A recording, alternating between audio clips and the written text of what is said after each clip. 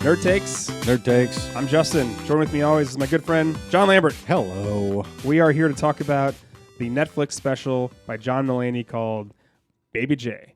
This was directed by Alex Timbers, who also directed Kid Gorgeous and wrote Mozart in the Jungle, which I found very interesting. I don't know what Mozart in the Jungle is. Should I check check it out? It's a really good TV show.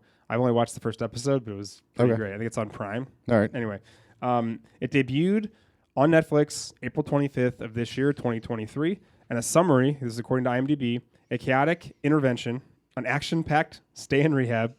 After a weird couple of years, John Mulaney comes out swinging in his return to the stage.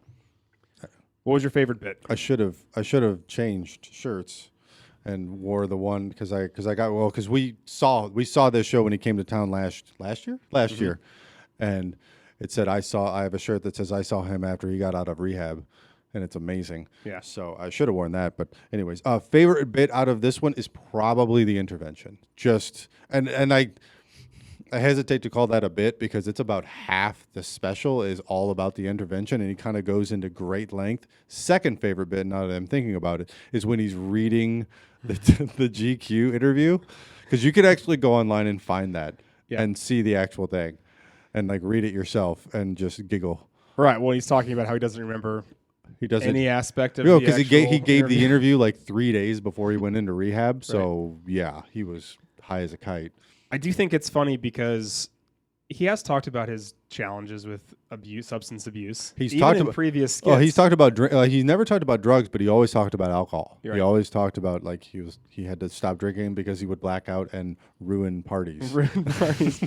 And so the special is basically about him going through an intervention was as he calls it the most star-studded intervention of all time. Right, with some people on Zoom.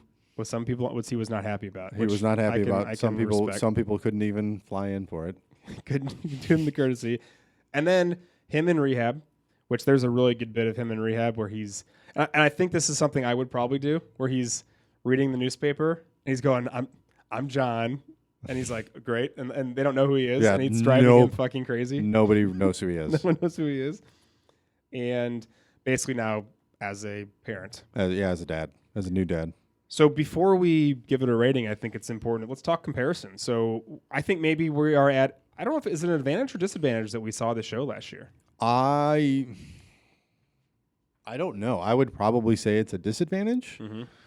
Because we have some preconceived notions. Well, because we saw it already. Yeah. So like when I saw it on Netflix, it was in large part, for the most part, the same thing. Right. Yeah.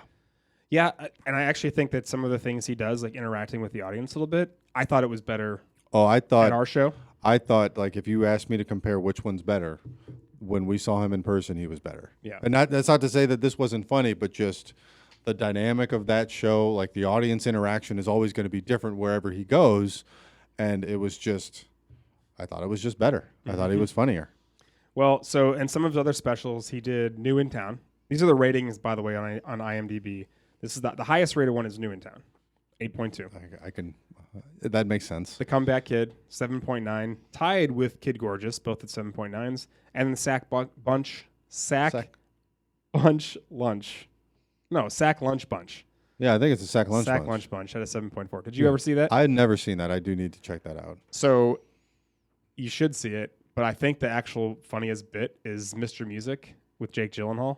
He's trying to make music with inanimate objects, and none of it works. he's trying to like flick things and drop things in toilets and make fun noises, and none of it makes sounds. And he just keeps embarrassing himself. Anyway, it's like laugh out loud funny. All right. Comparing it to the rest of these specials, where do you think it falls in line with that? I think it's not as good as New in Town or The Comeback Kid. I'd have to revisit Kid Gorgeous because... I mean, I know I've seen all of them and I've watched these multiple times, so it might be on par with them. Then again, like these are the types of things that grow on you.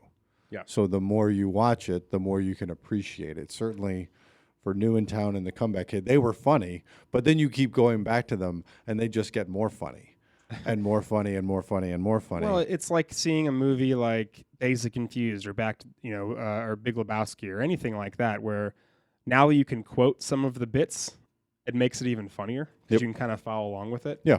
And I think that because I've seen New in Town the most, and then Comeback Kid the second most. Those Yeah. are for me rated higher.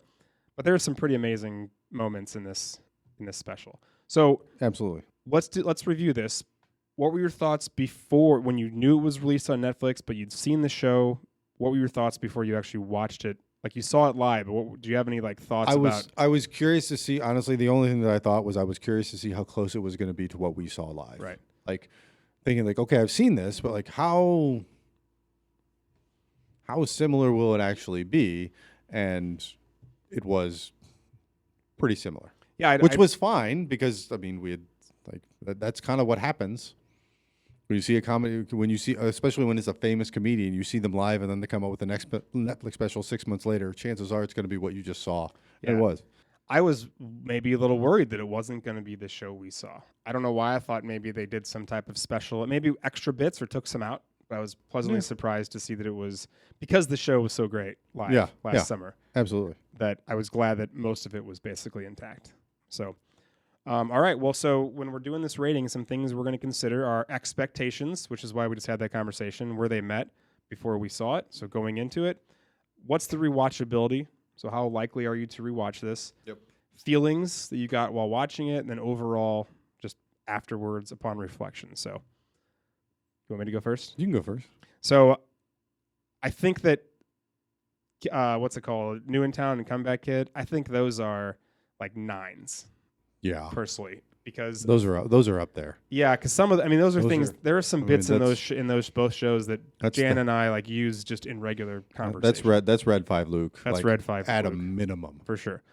So, but this one I think is really good, and so I wonder if maybe upon rewatching it, I'm going to it's going to impress me more and more. To my move up higher on the ladder, and that's what I'm thinking too. So I'm going Dagobah Luke, which is a 7, and that's where I was leaning to, and I gave it a 7. Mainly because, one, I've only seen it once, so it needs to, well, technically I've seen it twice, but the Netflix special I've only seen it once, so it needs to grow on me. And because I thought it was better live. I thought it was better live than the Netflix special, so I took it down a peg because of that. And our show in particular. I think the dynamic with the little kid. Yes, he went back to that kid so much more in our show. Well, because I think it was more accessible because the little kid in this one is in the balcony and the little kid in ours was in the front row. And I think he was like 7, he was younger, as opposed to like 12 or something. Right, like that. And he was younger. And then like there was another wrinkle where he was doing more audience interaction because he asked people like, "Have you ever been to rehab?" And there was the guy who had raised his hand. He had gotten out of rehab that day. That's right. And then he got out of rehab in the morning and then was watching that show that night. Yeah. So it kind of brought everything together. Yeah. And he had a bit about formula and like the formula shortage, and I had just had a child and was dealing with said formula shortage. So I was like, oh, that's relevant.